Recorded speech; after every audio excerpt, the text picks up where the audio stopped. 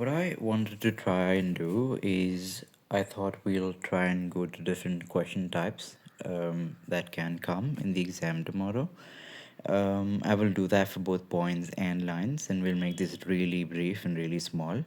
So the first kind of question you can expect in points are projecting points, right? That is, they can simply ask you or simply give you the distance from HP and VP, and you'd have to plot the points accordingly. And these are very basic problems. These are problems which he might give in the first question. Now, the second kind of question which they might ask is RPP and LPP question.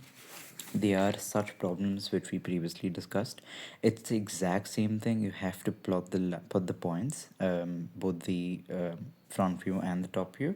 And what you have to do is you have to draw an x1 y1. You have to take a 45-degree to the top view. My top view is here, so I take a 45-degree here. I connect the top view. I get a point. I get a straight line which connects to the front view.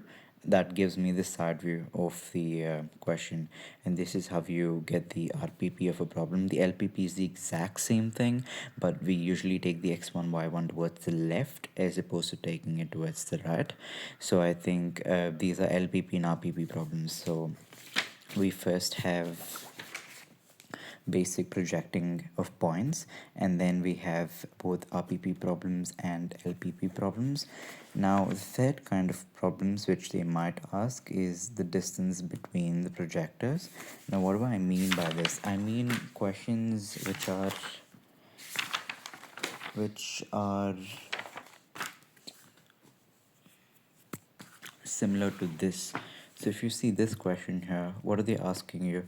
They have given you 2 points, which is R and S. That is my R point and that is my S point. They've given the dimensions of both of the points, right? So I have both of the projector. That whole thing is my projector. That whole thing is my projector. So I have two projectors, and they have given me okay, they haven't given me the horizontal distance. In this question, what they've asked me is they've given me the angle. So they're saying the line joining their top views. They've given two projectors. That is my top view, and they're saying that the line joining their top view is going to make 40-degree. So I draw one projector, take a 40-degree angle from that locus, cutting the xy line. That will give me 40-degree here, right? And once I do this, I can draw another locus of 50 mm, and wherever that cuts, I get my S point, and then I get my second projector here. So in these kind of problems where they give you the angle between the top views or front views, they will usually ask you to find the horizontal distance, right? So either they will either they will give you the distance between the projectors, or they will say that the top view, the line joining their top views or the line joining their front views, will make an angle theta with the xy line, and they will ask you to get the horizontal distance, the distance between projectors, right?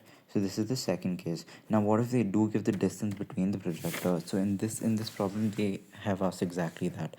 What are they saying? They've said P point lies in so and so so and so position, Q lies in so and so position, and the distance between the projectors is 70 mm, and they're asking you to find the distance between the top views and the front view, the line of the front view and the top view.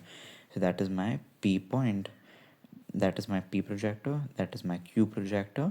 They are separated by 70 mm distance. They gave the distance, and what they're asking me is to find this distance, this line here. So they're asking me to find the distance between their front views and their top views. So they've given this distance, and we have to find this and this.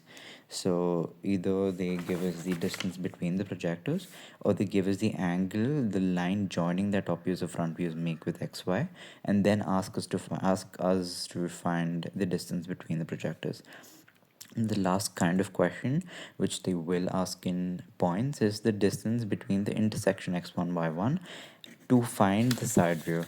So when you see questions which are similar to this, let's say, so what is going to happen in these kind of questions is they won't really give you this, right? They won't really give you the top view. They won't give you the top view. They'll only give you the front view. So once you have the front view, the position of the front view here is 20 mm bar HP. I've found this. They have not given this. and what they will give you is they will say that the distance between the intersection of x1 by 1, the shortest distance is 40 mm. So when they say this and they've only given you the front view, you have to take 40 arc from x1 by 1. So one thing you have to remember is you first have to make x1 by 1.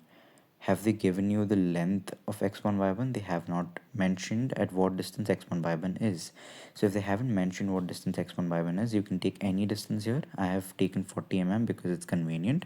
I've taken 40 I've drawn an x1 y1 line, right? It's a projector, x1 y1 projector. I have this, I do not have this. Now they have given us the shortest distance between this and the a dash point. That is what they're implying. They might not always explicitly mention a dash, but when they say the shortest distance is 40 from the x1 y1 intersection, we take 40 arc over here, right, and we draw an arc here and we draw locus from a dash. Wherever that cuts, that is going to be my side view. Now once you have the side view, and we have to find the top view, by the way, in these questions, you basically draw a straight line. And remember how you would have found the side view? If you have the top view, what you would have done is you first would have taken 45-degree towards the top view. You've drawn a straight line and connected to find the side view here. Yeah, but what you do have here, however, is we already have the side view. So you take a straight line, a 45-degree, and wherever that cuts, that is going to make the locus for my a. So I draw locus from there to a, and I draw a straight line over here, and wherever that cuts, I get my a point, and I can find the distance for my a point from VP, right? That will be around 36 for this question. And this is a very interesting problem, because you can get these problems for different cases. Here they have again given you the shortest distance, which is 55 I take a 55 arc here. I get the side view, I draw a straight line, then I like draw a locus here, and I draw a straight line from here, and I get the k point. So these are very